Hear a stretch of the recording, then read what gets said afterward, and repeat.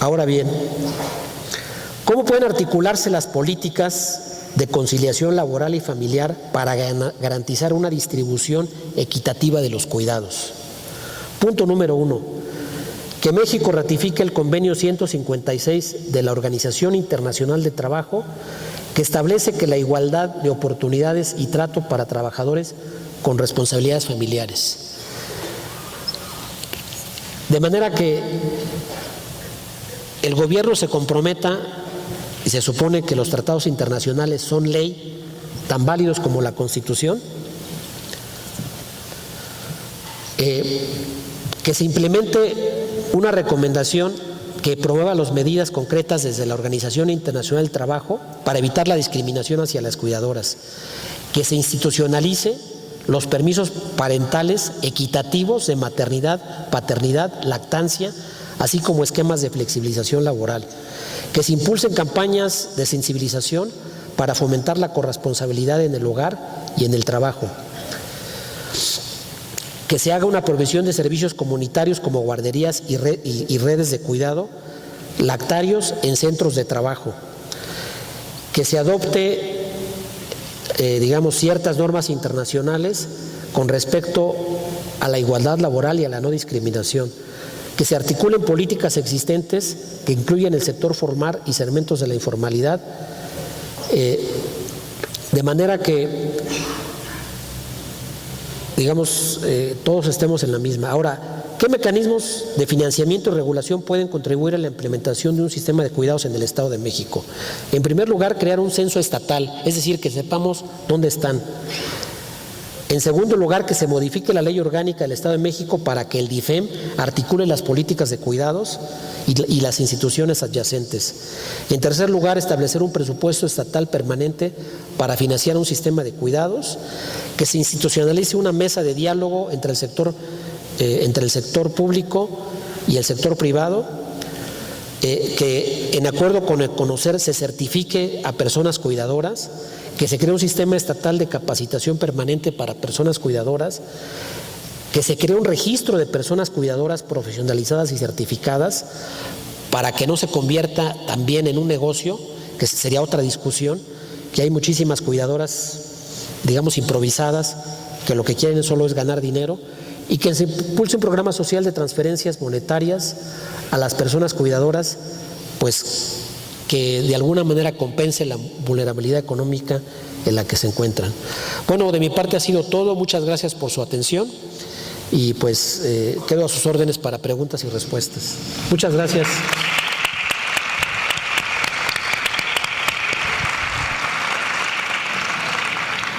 Muchas gracias, doctor Aldo. Damos el uso de la palabra a la doctora Angélica Ramírez. Gracias. Buenas tardes a todas y a todos. Pues bueno, desde el Fondo de Población de Naciones Unidas hemos estado participando en el fortalecimiento de lo que se empieza a bosquejar como un sistema nacional de cuidados.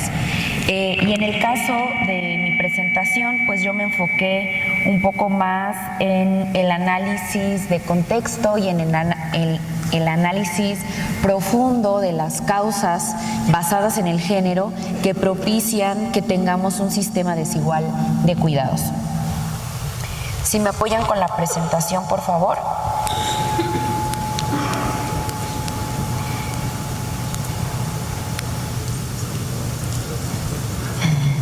Es que ya la tenía aquí abierta, pero aquí está. Sí, la siguiente, por favor. Bueno, yo quería empezar justamente como retomando algunos conceptos. Primero, que tiene que ver con qué son los cuidados, y el segundo, qué es la brecha de género.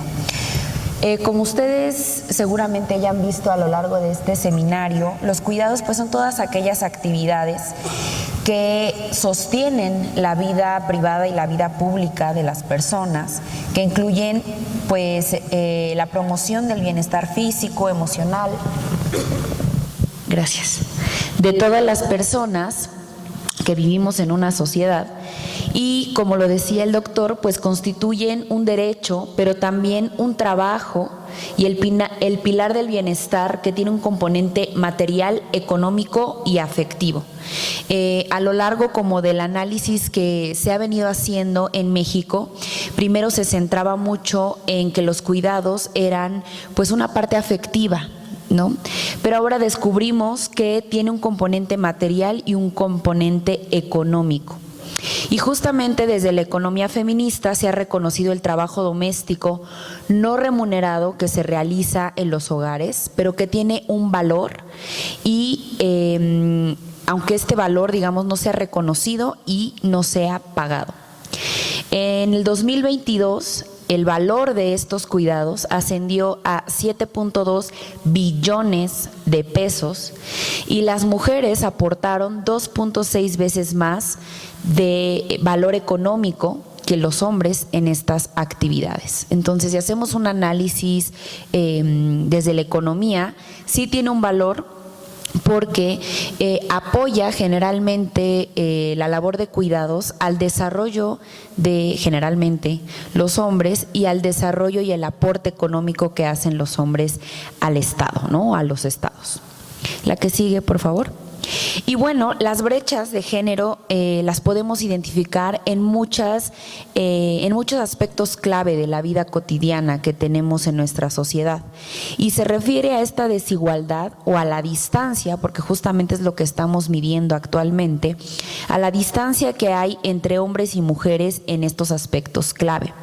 Y que al hacer un análisis profundo nos damos cuenta de que todas estos aspectos clave pues tienen relación entre sí. Por ejemplo, vemos brechas de género en el acceso y en las condiciones de empleo, en el acceso, en el mantenimiento de la educación, en la participación política, en los ingresos y en la riqueza, en el tiempo disponible que tenemos para hacer nuestras actividades de ocio, de salud, de educación, y en nuestra salud física, emocional y en nuestro bienestar en general.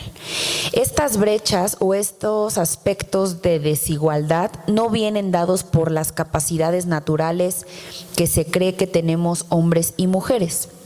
Una de las ideas que sostiene la desigualdad, las brechas de género, es que las mujeres estamos condicionadas naturalmente a cierto tipo de actividades. Entonces, estas ideas, roles que se nos asignan a las mujeres desde niñas, no son desde un aspecto natural, aunque así hemos crecido con esta idea, ¿no? Y entonces hay la idea de que como las mujeres suelen ser más sensibles, más empáticas, más tiernas, más amorosas, pues son las que deberían de ejercer el cuidado, porque ellas lo hacen mejor, ¿no? Entonces hay esta idea por parte de los compañeros hombres que pues yo no me meto en esos temas porque pues no me sale bien, pero pues no les sale bien porque nunca se han inmiscuido en estas labores, ¿no? Bueno, la que sigue, por favor. Y ya el doctor dio algunas estadísticas relevantes con estas encuestas que se han empezado a hacer, no tienen muchos años. Es a partir de que empezamos a evidenciar que el cuidado importa. Con la encuesta nacional sobre el uso del tiempo y la encuesta nacional para el sistema de cuidados, pues nos hemos dado cuenta de estas brechas, ¿no? De esta medida, de esta distancia, de esta diferencia que hay entre hombres y mujeres.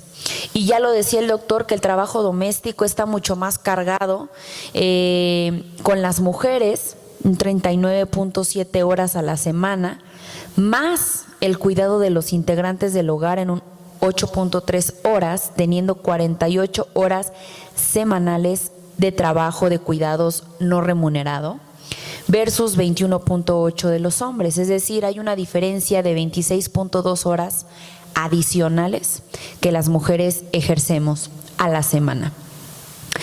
El tiempo total de trabajo semanal, es decir, tanto del remunerado como el no remunerado, seguimos encabezando la estadística teniendo 83.2 horas a la semana, lo que se llama habitualmente la doble y la triple jornada. Es decir, las mujeres ganamos espacio público al poder salir a trabajar a la vida pública, ¿no? Antes, digamos que había como un espacio más de lo privado, en donde las mujeres pues se dedicaban al 100% al hogar. Y una vez que hay como esta lucha de los colectivos y de los grupos feministas por el derecho al trabajo y a la autonomía económica, las mujeres salen a trabajar, a ganar dinero para la familia, pero además llegan a casa a hacer labores de cuidados y labores del hogar, que sostienen obviamente la vida de todos los que integran ese sistema familiar. En ese sentido, los hombres aún no nos han alcanzado en la corresponsabilidad de si aportan dinero al hogar, en el mejor de los casos, y lo que les ha hecho falta es involucrarse en las tareas de cuidado y en las tareas del hogar.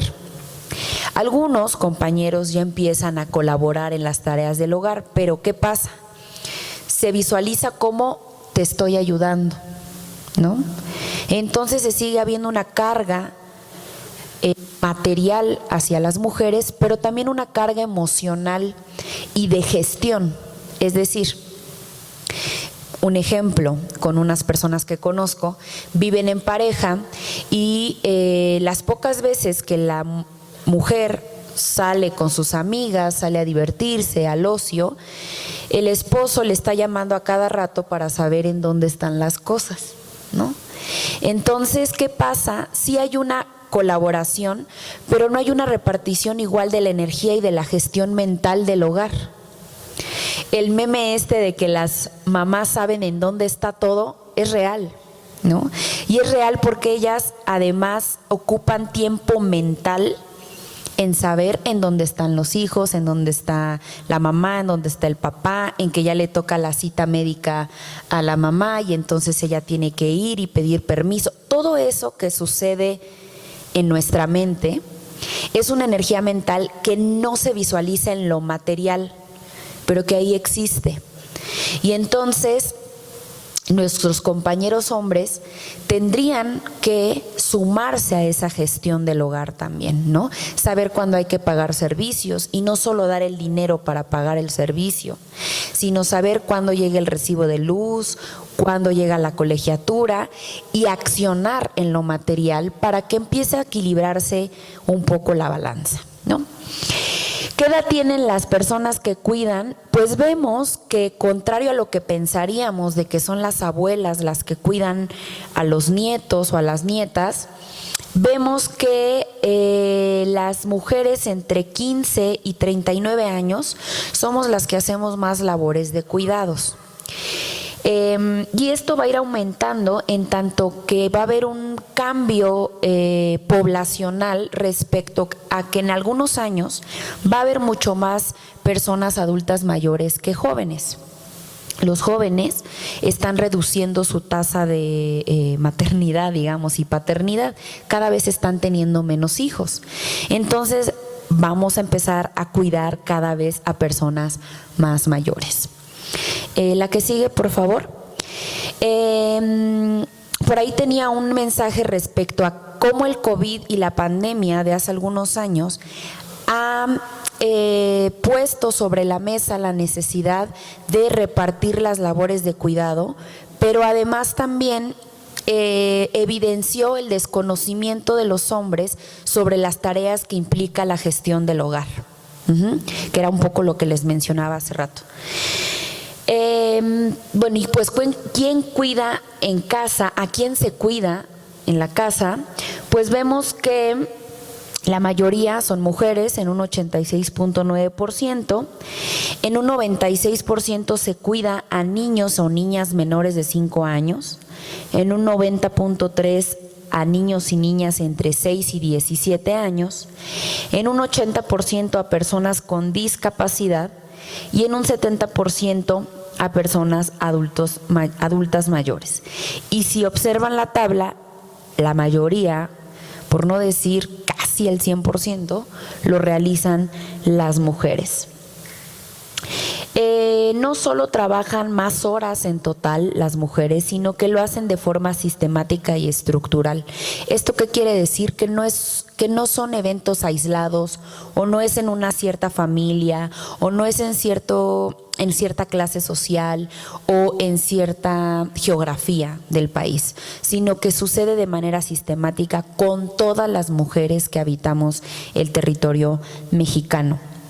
Y obviamente esta carga de doble y triple jornada limita nuestra participación en la vida pública, en, por ejemplo, aspirar a mejores puestos, a capacitarnos, ¿no? O sea, la mayoría de mujeres que logra traspasar de la educación básica a la educación superior, muchas veces tiene que renunciar a sus deseos, por ejemplo, de maternidad, en algunos casos, si es que se desea, y en otros casos, pues que deciden ejercer la maternidad, pues entonces se renuncia al desarrollo personal y al desarrollo laboral.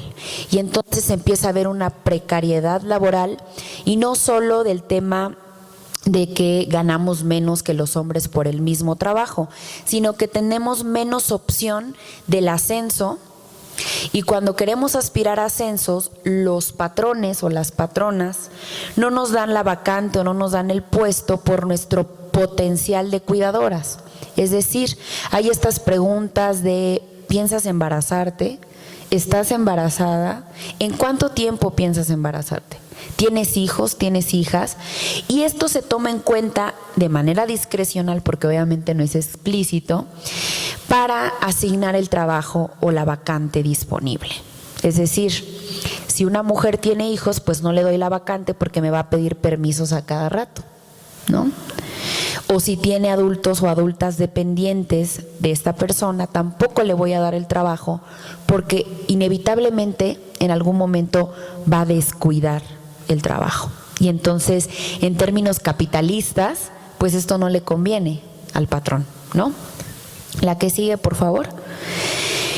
Pero, ¿qué pasa cuando cruzamos estos datos de cuidados con los datos de violencia basada en género? Yo aquí les traigo nada más algunos datos de las poblaciones con las que trabajamos dentro del UNFPA, que son pues mujeres adultas mayores y mujeres en su diversidad. Resulta que la prevalencia de violencia en mujeres de 60 años y más es que el 14.6% de las mujeres en este grupo de edad, en la última encuesta de INEGI, en la INDIRE, reportaron haber vivido violencia en el año previo a ser encuestadas. Los tipos de violencia más frecuentes son la psicológica, con las adultas mayores. Y las situaciones que viven con mayor frecuencia son ser abandonadas o dejadas solas, recibir gritos, insultos u ofensas, o ser ignoradas, que les dejen de hablar. ¿Y quiénes ejercen estas violencias? Pues las personas que las cuidan. En su mayoría familiares, hijos e hijas. Y aquí quisiera hacer una acotación respecto a que un análisis un poco más profundo de esto, en tanto que si la mayoría de las personas que cuidan son mujeres, también la mayoría de las mujeres que están en burnout o en estrés extremo por las labores de cuidado, ¿qué está pasando actualmente? Que se están convirtiendo en las violentadoras de quienes cuidan. Y eso está complejizando más la situación, porque no solo se trata de, pues, estoy cuidando y es mi deber cuidar, sino que además estoy tan en burnout o tan quemada de esta situación de la triple jornada que me estoy convirtiendo en una violentadora de mis hijos, de mi abuela, de mi madre, de mi padre. Entonces esto está volviendo más compleja la situación. La que sigue, por favor. Y bueno, se encuestó a varias mujeres, este es un estudio cualitativo, respecto a qué opinaban de las labores de cuidado y de autocuidado. Y aquí les quiero compartir algunos datos interesantes, déjenme ver cómo voy de tiempo. Primero que nada, las mujeres que se encuestaron eran de diferente edad, de diferente origen étnico y de diferente clase social. Algunas con orientación sexual diversa, y esto es lo que salió. Pues consideran que la corresponsabilidad de los hombres, del Estado y del mercado es nula, ¿no? No se sienten apoyadas ni por quien les contrata, en el caso de los empleos formales, ni por el Estado, por las instituciones, ni por las parejas o los hombres que viven con ellas. La mayoría de ellas no reconoce ni practica el autocuidado. Esto es bastante interesante porque esto nos habla también de las ideas culturales que sostienen el cuidado. Ven en el cuidado colectivo una opción para repartir las tareas del hogar, las tareas de cuidado, pero volvemos a la parte de que cuando se cuida en colectivo, siguen siendo mujeres las que cuidan en colectivo, ¿no? Están las tías, las comadres, las abuelas, que se ayudan entre ellas, pero siguen siendo mujeres. Hay una ambivalencia de sentimientos en las mujeres entre lo que desean para su vida personal y lo que desean en su vida familiar. Es decir, ven como algo bonito o romantizado del cuidar de hijos o el cuidar de adultos mayores a costa de ellas, y lo visualizan como un sacrificio, como, bueno, lo hago pero no me pesa, pero sí me pesa, ¿no? O sea, es como una situación bastante ambivalente que genera temas también de autopercepción, de autoestima y de salud mental. Las mujeres, meme y yo diría estigma, discriminación de la mamá luchona y de la mamá que puede todo, nos ha hecho bastante daño socialmente, en el sentido de que las mujeres han adoptado esta multitarea como un plus para su identidad, ¿no? Entonces, ahora las mujeres que podemos con todo, pues nos sentimos mejor socialmente, pero no mentalmente, ¿no? Entonces, sí se está logrando que las mujeres realicen doble y triple jornada, pero pues a costa de muchos conflictos. Y los factores que tienen que ver son, pues obviamente, el número de hijos e hijas que tienen, si tienen o no personas a su cargo, si tienen o no trabajo remunerado. Obviamente, entre más precarizada la vida de la mujer sea, pues obviamente más difícil es lidiar con esto, porque claramente una mujer que tiene los medios o la autonomía económica para contratar a alguien, por ejemplo, que le apoye al cuidado de la casa y del hogar, pues quizá no lo vea tan difícil. Sin embargo, la persona que contrata para apoyarle, pues es una mujer, ¿no? La que sigue, por favor.